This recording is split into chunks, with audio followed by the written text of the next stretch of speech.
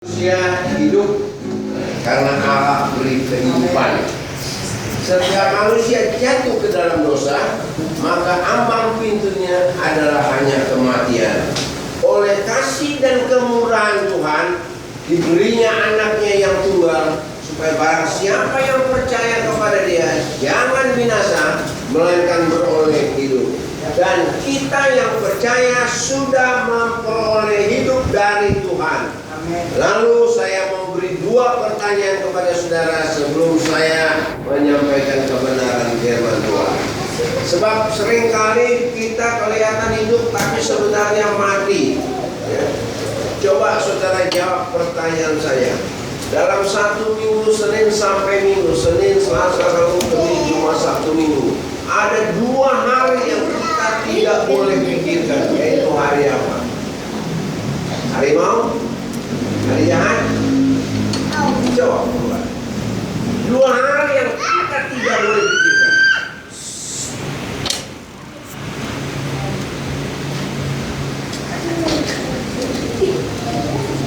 Ada orang bilang, wah, hari Rabu, hari Senin. Coba Ratna yang cerdas. Dua hari yang kita tidak boleh pikirkan. Nah, keras.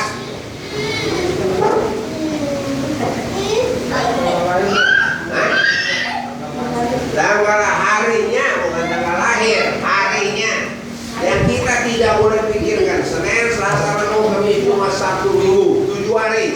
Yang mana yang tidak boleh kita pikirkan? Hanya 2 hari.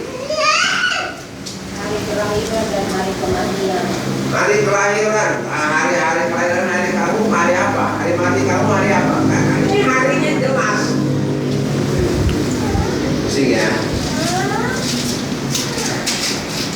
Firman Tuhan bilang, biarlah tiap-tiap hari dengan kesusahannya masing-masing. Amin. Tiap-tiap hari dengan kesusahannya masing. Jadi hari ini ada kesusahannya masing-masing. Tadi ada kesusahan, tapi kita terjang terus hujan. Amin. Yang sudah memang mulai malas-malas, ya dia bilang puji Tuhan. Ya hujan. Sudah tanggung ya Pak ya, pegang guling langsung terjadi. Tapi ada 2 hari yang kita tidak perlu pikirkan. Nggak ada yang bisa jawab. Gampang.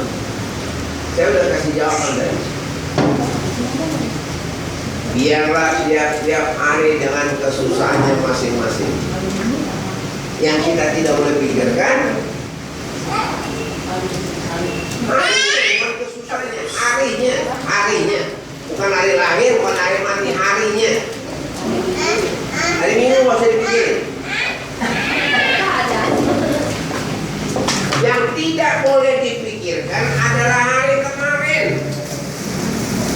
Hari esok. Dan Hari esok.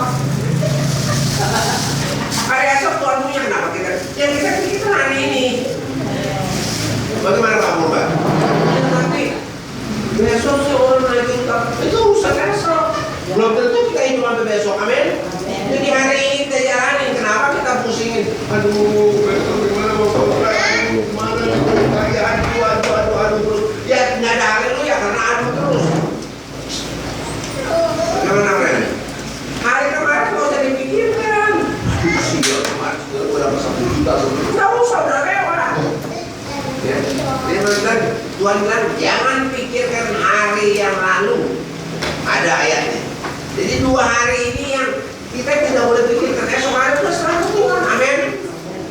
Besok lo bagaimana itu Tuhan punya. Haleluya. Bagaimana Pak? Besok kalau banjir, belum tentu banjir, amin. Besok kalau gue dapat kalau kita belum tentu.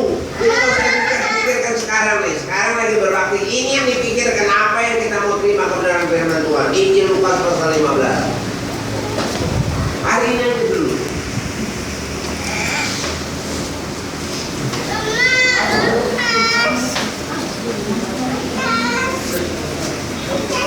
Agak panjang tetapi saudara ikuti supaya maknanya dapat diterima.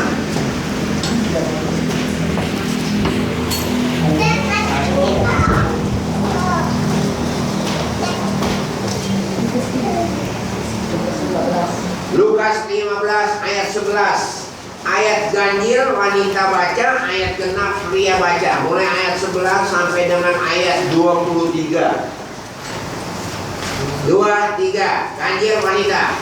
Yesus berkata lagi, ada seorang mempunyai 2 anak laki-laki. Kata yang bungsu kepada ayahnya, Bapa, berikanlah kepadaku bagian harta milik kita yang menjadi hakku. Lalu ayahnya membagi-bagikan harta kekayaan itu di antara mereka.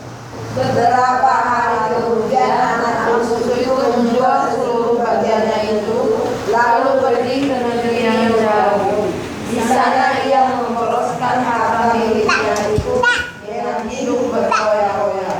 Setelah dihabiskan semuanya, timbullah bencana kelaparan di negeri itu, dan ia pun mulai melarat. Lalu ia pergi dan bekerja pada seorang majikan di negeri itu.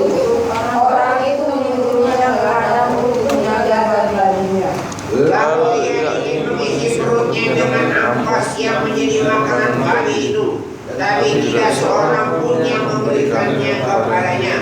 Lalu ia menyadari keadaannya, katanya, betapa banyaknya orang melakukan bapakku yang berlimpah-limpah makanannya, tetapi aku di sini mati kelaparan. Aku akan bangkit dan pergi kepada Bapakku dan berkata kepadanya, Bapa, aku telah berdosa terhadap sorga dan terhadap Bapa. Aku akan dilayani lagi disebutkan akan Bapa. Jadikanlah aku sebagai salah seorang bahan Bapa. Maka bangkitlah ia dan pergi kepada bapaknya. Ketika ia masih jauh, ayahnya telah melihatnya lalu begitu tergeraklah hatinya oleh belas kasihan. ayahnya itu berlari mendapatkan dia, lalu merangkul dan mencium dia. Kata anak itu kepadanya, Bapa, aku telah berdosa terhadap surga dan terhadap Bapa. Aku tidak layak lagi disebutkan anak Bapa. Tetapi ayah itu berkata kepada hamba-hambanya, lekaslah bawa kemari jubah yang terbaik, pakaikanlah itu kepadanya dan kenakanlah cincin pada jarinya dan sepatu pada kakinya. Dan ambillah anak lembu tamu itu, sembelihlah dia dan marilah tampakkan dan bersukacita.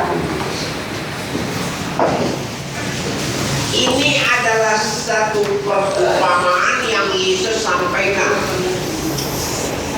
Dan perumpamaan ini seringkali sudah jadi dalam kehidupan kita. Ada bapak mempunyai 2 anak.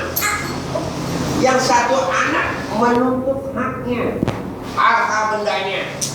Seringkali harta benda menjadi perselisihan di dalam keluarga. Kalau di mana-mana lah tapi beda. Kalau dia bilang harta pusaka harus dibagi rata. Kalau enggak bisa terjadi pertumpahan darah. Bahkan lebih dari itu, ini bapak masih hidup, anak sudah minta, Pak, kasih bagianku. Bapak ini baik, sungguh baik. Tidak ada bapak yang seperti ini.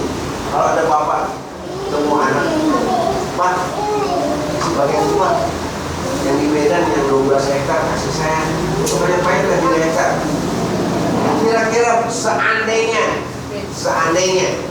Bapak Rama punya tanah 12 hektar, anakmu minta mau sebanyak 2 hektar, kasihnya. Ini kejadian, kasih nggak? Ini, aku nggak punya 12 hektar, gua 12 hektar. 1 hektar tuh nggak ada, boro-boro 1 hektar. Ya. Jadi saudara, ini kejadian perumpamaan, tetapi kejadian benar dalam hidup. Lu minta harta berarti lu nyumpain gua mati. Gua belum mati, lu udah minta harta, lu nuntut hak. Dan lalu anak yang bungsu ini minta harta, minta haknya. Bapak ini baik, dibelinya bahagian anak. Kita sudah baca tadi.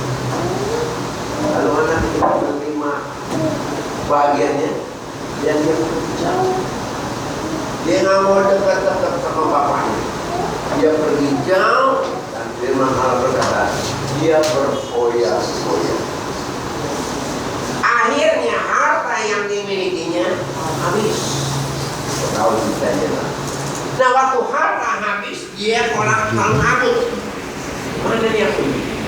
Dia mau jadi karyawan lah. Tapi di mana? Gak punya pengalaman.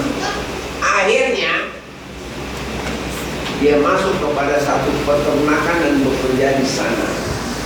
Belum gaji, belum jam makan, dia lapar. Dia mau makan makanan babi. Makanan babi bukan sekedar dedap. Saya lihat ada di Manado. Enak juga. Bapak itu sering ke restoran, dari restoran ke restoran, ambil makanan restoran, lalu dicampur biasa. Dia lihat, tuh, ada babi bong nih, babi ompek, dia dicampur. Pada saat seperti ini baru dia teringat bahwa di rumah bapaknya ada banyak burung, ada banyak makanan. Dan kita lihat di sini, lalu dia bilang apa? Ayat yang ke-18. Tolong baca.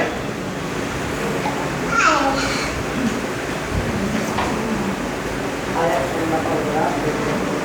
Aku akan bangkit dan pergi kepada Bapakku dan berkata kepadanya, Bapak, aku telah berdosa terhadap surga dan terhadap Bapa. Anak ini ingat di rumah bapaknya banyak pelayan, banyak makan. Lalu di dalam hatinya bangkit semangat kembali untuk kembali kepada orang tuanya. Tapi bukan sekedar bangkit kembali, tapi dia bilang, ini yang baik harus digarisbawahi. Bagian B. Aku telah berdosa terhadap surga dan terhadap Bapa. Dalam hati dia berhukum bapaknya. Aku sudah berdosa kepada Bapa di surga dan kepada Bapa jasmani. Ini satu hal yang indah. Lalu anak itu bangkit dan kembali kepada orang tuanya. Waktu orang tuanya lihat anaknya, saudara, timbul belas kasihan. Orang tua siapa yang mau buang anaknya setelah sejahat-jahat anaknya? Amin. Tetapi ingat orang tua, Allah percayakan anak itu kepada kita, tetapi dengan syarat anak itu harus bangkit, bukan kita samperin cucu kita. Anak itu harus bangkit dengan kesadaran penuh bahwa dia telah berdosa. Kalau dia tidak berdosa, dia tidak mengakui dosanya, dia tetap akan berulang berbuat dosa. Ini ingat perumpamaan ini.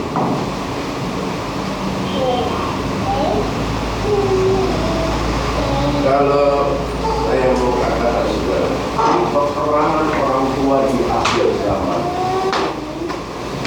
Orang tua mempunyai belas kasihan kepada anak. Ada orang tua sampai jual barangnya asal anaknya disenangkan hatinya. Itu tidak salah. Tapi buat anak itu kesian, saudara. Kita menuruti dalam hal yang salah. Firman Allah berkata, kita buka Amsal dulu. Amsal 22 ayat 6. Tolong baca saudara.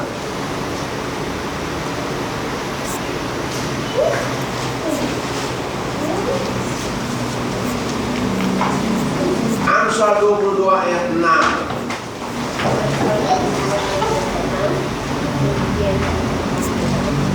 Didiklah orang muda menurut jalan yang patut baginya. Apa pada masa tuanya pun ia tidak akan menyimpang daripada jalan. Pada masa tua anak kita, dia tidak akan menyimpang dari jalan Allah, dari jalan kebenaran. Saya jumpa satu keluarga yang mempunyai beberapa orang anak. Saya dengar, saya sebagai orang tua sedih kan?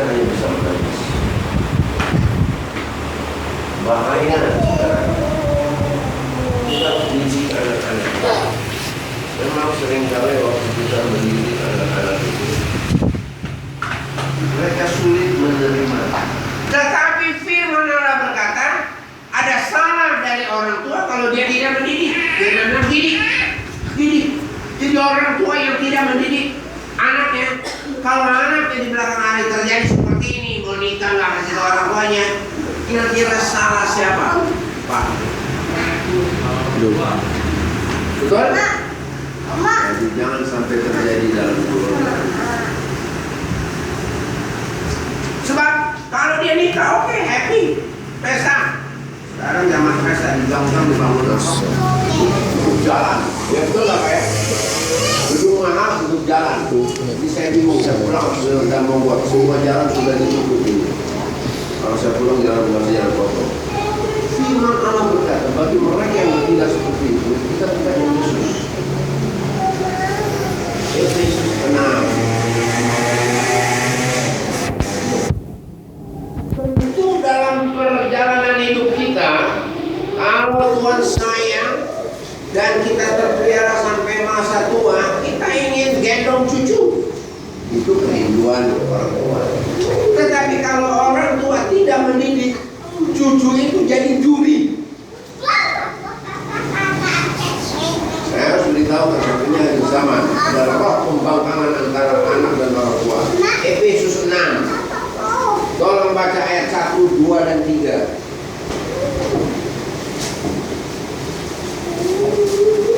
Efesus 6 ayat pertama. Hai anak-anak, taatilah orang tuamu di dalam Tuhan, karena haruslah demikian. Hormatilah ayahmu dan ibumu. Ini adalah suatu perintah yang penting, seperti yang nyata dari janji ini, supaya kamu berbahagia dan panjang umurmu di dunia. Ya. Jadi kalau ada anak-anak yang tidak menghormati orang tuanya, dalam pelajaran saya mau kasih tahu begini. Ayat pertama, hai anak-anak, taatilah orang tuamu di dalam Tuhan. Orang tuamu di dalam Tuhan. Jadi orang tua harus hidup di dalam Tuhan dan anak itu harus taat. Kalau orang tua itu tidak hidup di dalam Tuhan, ya kasihan bawa. Kalau orang tua nggak suka ibadah, bagaimana anak itu mau taat? Tapi itu orang tua mendidik anak-anak. Orang tua itu harus mendidik dirinya sendiri. Orang tua ingin anak-anak setia dan diberkati, didik diri sendiri dan diri sendiri ini menjadi teladan. Dan keluarga ini sangat susah betul. Kalau anak itu nikah dengan anak Tuhan masih saya bilang susahnya setengah-setengah. Tapi anak ini kawin dengan orang sono, orang seberang. Saya bilang, beli potong belum? Wow, alam, tahu nggak tuh beli potong? Oh, saya bilang maksudnya supaya kelihatan happy. Tapi firman bilang dalam ayat yang ketiga, kalau sudah menyerahkan, Supaya kamu berbahagia dan panjang umur di bumi. dua hal yang harus diperhatikan orang muda. Orang tua ingin anak-anak yang nikah gendong cucu. Tapi kalau mereka tidak taat kepada orang tua, jalan hidup mereka tidak akan bahagia. How anyhow. Bagaimana juga ini firman Tuhan. Dia direktur loh. Direktur mana? PT Amin. Maka keluarganya hidup terus. Dunia tidak membawa kebahagiaan. Firman berkata, dunia tidak membawa kebahagiaan. Ujung-ujungnya dia dari Jakarta pindah ke Balikpapan. Tahu Balikpapan?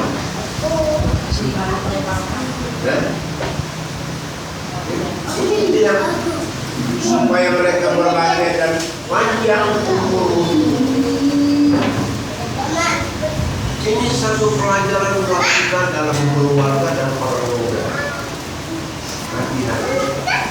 Sejelek-jeleknya orang tua, sebodoh-bodohnya orang tua, semiskin-miskin engkau lahir bukan dari surga. Kayak siapa? Pelawak menjatuh dari atas. Yang lucu, Mr. Bean. Hah? Mr. Bean. Wah, sering banget. Engkau bukan seperti Mr. Bean dari surga, dari langit. Orang muda lahir lewat kepercayaan yang Allah berikan kepada orang tua. Jadi orang tua juga harus pikir, kenapa gua susah? Ingat baik-baik. Apakah nikahmu disetujui orang tua atau tidak? Kemarin dalam pelajaran, maksudnya di luar pelajaran, beberapa guru terus kembali lagi bicara soal ini. Sebab di dalam kelas ada orang bicara tentang nikah. Bagi gereja Tuhan yang sungguh-sungguh nikah itu sekarang harus standarnya orang tua harus datang dua-duanya dan nyatakan saya setuju nikah ini. Kalau tidak akan diberkati. Sebab kalau diberkati dia akan kena pasal Efesus 6 ayat yang ketiga. Mereka tidak hidup berbahagia dan pendek umurnya. Keluarga ini sedih. Jadi bagaimana? Tanya diri dulu sendiri. Apakah dalam perjalanan hidupmu sebagai orang tua telah memberi teladan kepada anakmu? Ya, harus. Jadi mulai hari ini orang-orang tua hidup sesuai dengan firman. Kadang-kadang kita sambut lagi mendidik anak-anak. Memang akhir zaman, akhir kehidupan kita, anak-anak akan melawan orang tua. Jangankan dia sudah ada di surat. Satu-satunya jalan orang tua kalau dia mengalami kesulitan, satu-satunya adalah dia pikir kembali feedback. Aku dulu melawan sama orang tua. Kalau aku melawan, balik kepada Tuhan kita. Kedua, kalau kebahagiaanmu tidak terwujud karena kau dalam kebenaran firman Tuhan, kita harus hidup sesuai dengan firman Tuhan. Anak muda ini dididik oleh orang tuanya. Lalu bagaimana kita dididik? Orang tua kita sudah meninggal. Ada orang tua kita. Siapa Pak? Masih hidup apa orang tuanya? Sudah meninggal. Tapi kita masih punya orang tua. Amin. Orang tua kita adalah Allah Bapa di surga. Sebab itu dia didik kita. Kita baca Timotius, 2 Timotius.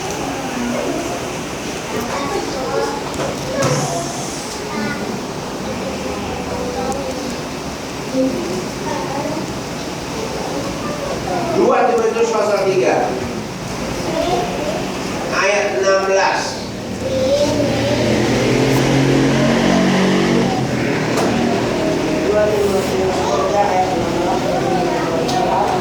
Segala tulisan yang diberitakan Allah memang bermanfaat untuk menyatakan kesalahan, untuk memperbaiki kelakuan, dan untuk mendidik orang dalam kebenaran.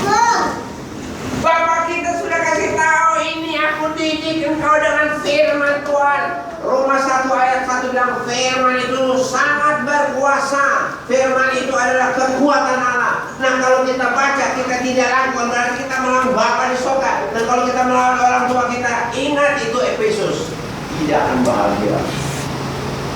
Jadi ada keluarga-keluarga yang tidak akan bahagia. Baca dulu itu Efesus.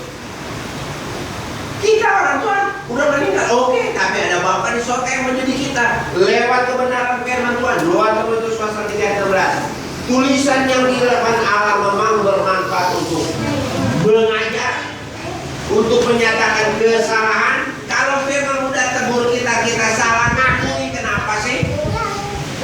Kita seringkali mengakui dosa, gengsi loh, betul gengsi. Ya, bukan rapat dulu gua kenal di Medan dia, sama-sama petik getah di hutan.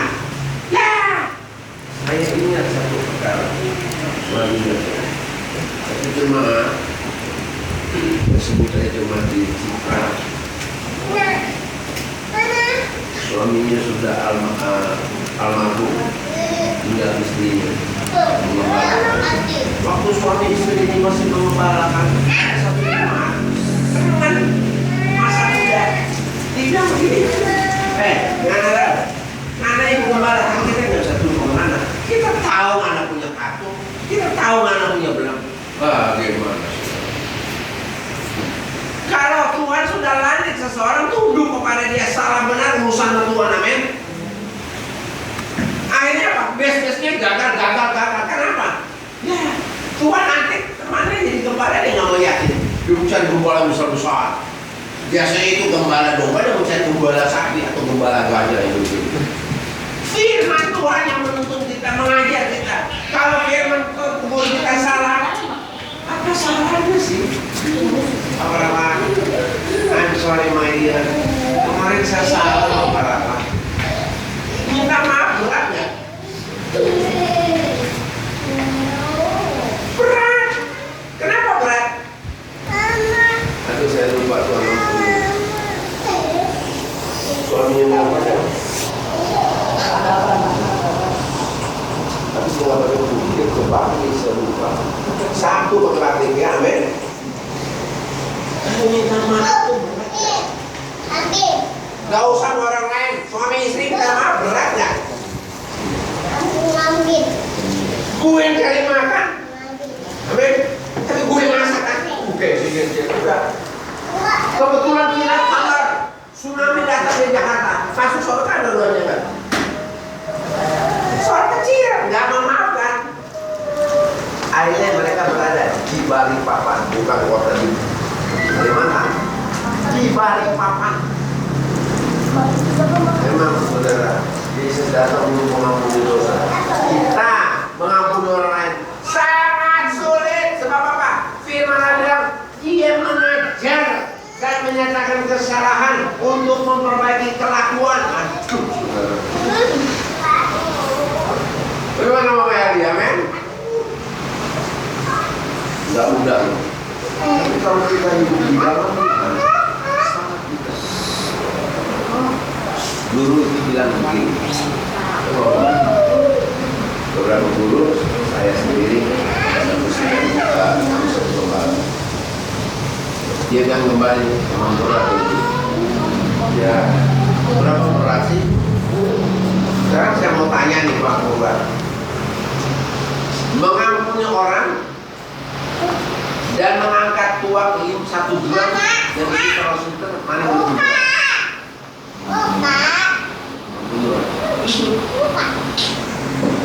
Mengangkat tuak 1 jerigen yang isi surat gampang. Mas, tolong bawa bayar. Mengampuni orang gimana? Saya lupa lagi namanya. Baca sama kawan, supaya saya jangan lupa nanti buat di rumah ya. Kawan, istrinya marah, masa suami lupa. Nah, kawan. Saya terpaku waktu tadi pagi jemput anaknya ini Baban bukan main. Saya udah lepas batu cincin, dia pakai batu cincin mata kunci mahal lagi. Wah, dia mau nanyain saya. Oh, haleluya, saya ingat Baban pakai cincin mata kunci. Kucing berbatu cincin Malaysia, coba lihat batu indah. Mahal itu batu, betul nggak Pak ya? Ini memang angkat uang 1 gram lebih mudah daripada mengampuni. Tapi sebenarnya sama. Nggak kuat angkat 1 gram bayar. Mas, tolong mas. Nggak tahu bagaimana itu gram bawa pulang rumah. Kita bayar, betul nggak? Mengampuni orang pun demikian. Allah telah bayar kita. Kita bilang Tuhan, tolong kami berselisih 1 menit. Susah saya mengampuni. Ada gengsi, ngakuin dulu ada gengsi dalam hati saya. Tapi lihat ini yang istri saya alami. Amsal pasal 16. Kalau ada niat aja mengampuni, Tuhan bela. Amsal 16.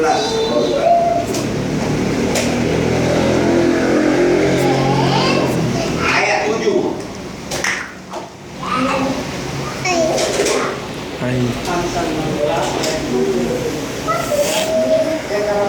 Kalau Tuhan berkenan kepada jalan seseorang, maka musuh orang itu pun tidak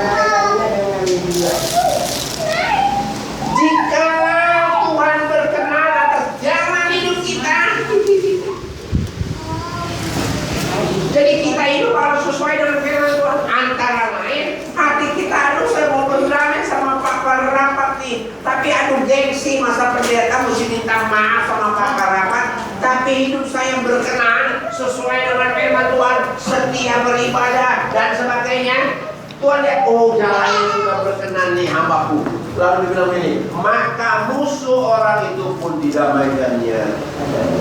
Jadi Allah sendiri yang menyampaikan. Bagaimana caranya? Saya ingin kisah istri saya.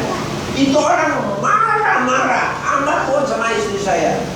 Tapi istri saya berdoa terus, Tuhan saya mau berdamai dia. Tiba-tiba lagi belanja, ketemu dua-duanya.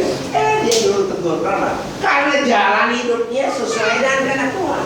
Kalau jalan hidup kita sesuai dengan kehendak Tuhan, hati berat untuk mengampuni. Aduh, gengsi lah, orang muda masih minta maaf orang tua. Tapi kalau kita hidup sesuai dengan firman Tuhan, Allah pertemukan dan hancur kekerasan hati kita. Amin. Oh saudara, dosa kecil aja benci, kesel sama sesamanya. Kesel kecil.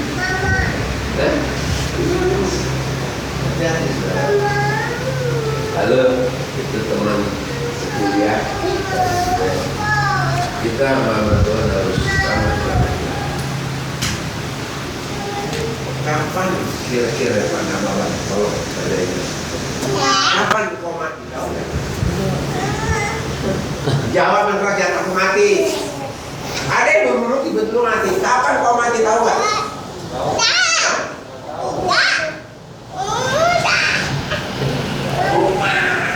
Kapan mati? Saya tahu. Yang penting saya tahu. Tahunya saya mati. Kapan mati tahu? Kalau aku masih kecil. Tapi saya tahu. Tahunya kapan Tuhan mau ambil, amin. Kapan Tuhan mau ambil, amin. Dia kapan nggak tahu, makanya berjaga-jaga, ampuni satu sama lain. Jadi kalau waktu dipanggil, utang beres, naik lagi, amin. Bagaimana Mama Heri? Utang beres, naik lagi. Jadi kita tahu kapan kita mati. Kalau Tuhan mau panggil, ya udah, itu yang tahunya waktunya. Hari dan jam nggak tahu. Mungkin habis kebaktian, amin. Takut? Amin. Mungkin sampai di rumah kesandung injak kodok, jatuh palanya kayak hamba Tuhan itu jatuh. Ketika ininya kena tempat tidur karena darah ini selesai. Makanya kita harus jaga-jaga. Hendaklah engkau jaga-jaga. Kita mesti jaga-jaga. Jadi sebab itu juga mari kita lakukan firman Tuhan. Kalau dia ada berdamai, damai cepat, jangan lama. Jangan dipikir Pak, harapan. Ada orang sakit, masih umur panjang. Ada sehat-sehat, ada saudara-saudara, saya ingat di Pondok Ranti. Bapak ini kerja di Pertamina, kedudukannya bagus sehat-sehat. Pagi-pagi lari pagi di lapangan di rumput. Kemudian saya bilang, bukan apa pagi jam 5 lari. Dia balik ini, gue nggak jatuh. Kenapa jatuh? Dia Tuhan panggil. Sehat, kuat, punya posisi, punya anak, bagus kedudukan. Tapi kalau Tuhan mau panggil, siap nggak karena baban?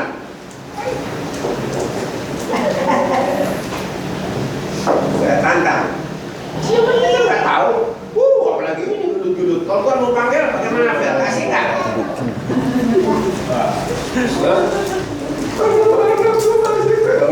Jangan urusan. Anak itu urusan Bapak di surga, men. Memang yang kita kasih makan, tapi berkat dari mana, Pak? Dari Tuhan. Itu sebab didiklah diri dulu sendiri sesuai dengan firman. Saya pun gak sempurna, tapi saya mau dalam didikan Allah melakukan, mendengar firman Tuhan supaya tiba saatnya. Oh, terima kasih Tuhan. Saya mau patuh saudara, sebab keluarga ini sangat susah. Saya mau ketemu lagi keluarga ini. Saya bilang selesaikan dulu dosamu.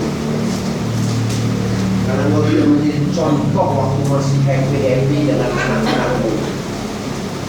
Selagi kita happy bisa jadi contoh, amin. Jangan sok anak kurang ajar, tidak tahu diradang, tidak tahu diujung. Siapa yang kasih makan lu? Kalau orang tua bilang siapa kasih makan lu? Tuh anak pintar belajar sekolah minggu. yang punya tidak ada Tuhan. Tuhan mati nggak? Betul Pak? Ya, anak sekolah itu hati-hati. Saya belum terjun langsung nanti ke sekolah ini, saya ajar. Yang pelihara bapak dan ibu adalah Tuhan. Yang pelihara engkau anak-anak adalah Tuhan. Jadi bapak-bapak, gue kasih sekolah lu, gue kasih pakaian, gue kasih ujian lu, ajar ke rumah. Kalau nggak, dosa lu. Gua yang bikin gua. Anak ini tenang. Dia ingin pelajaran sekolah ini. Wah. Saya harus ambilnya. Tuhan biar saya Pak. Biar Bapak. Skak. Kalau Bapak skak. Skak mana? Jadi jangan ragu orang tua. Tapi jangan ragu dengan Bapak kita di sekolah. Dia ada pagi hari. Asal kita mau berbalik kepada dia dengan penuh penyesalan. Bapak lihat, come here, mari anakku, pakai cincin, pakai baju. Artinya dipulihkan ekonominya, dipulihkan kesehatannya, amin. Kalau kita sadar dosa, anak ini sadar dia sudah menghabiskan hartanya. Kita sebagai anak Tuhan sadar telah membuang waktu sia-sia dari Tuhan. Berkat yang Tuhan berikan kita pergunakan dalam hal yang sia-sia. Berkat Allah adalah yang paling terbesar. Keselamatan, kedua, damai, sejahtera, sukacita. Kalau kita sia-siakan, kita sebenarnya harus sadar. Mari berdoa.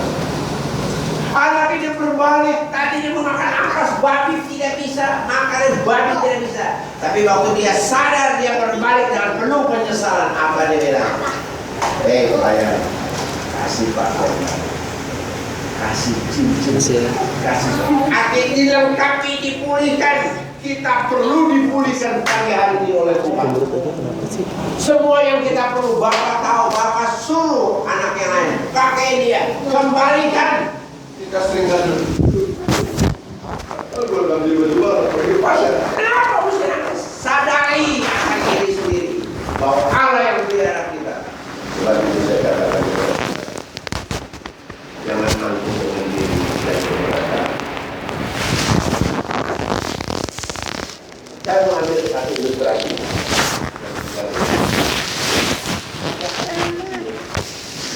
Dia jalan-jalan itu.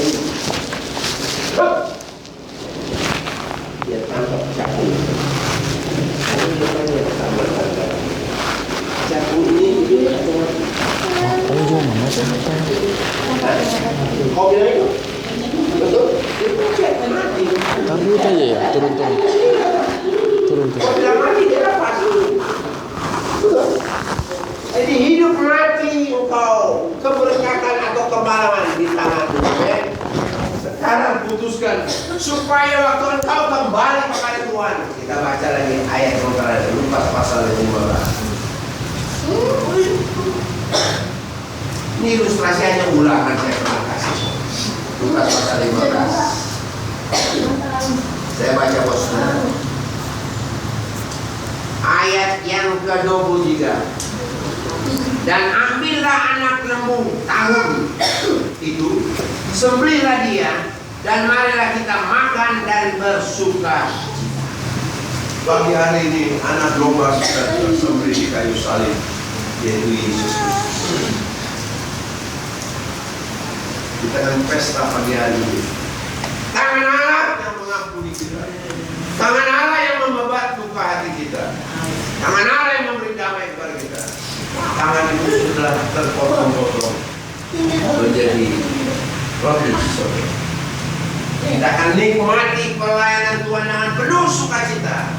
Kalau pagi hari kita sadar sangat berjalan hidup kita yang sudah sah dan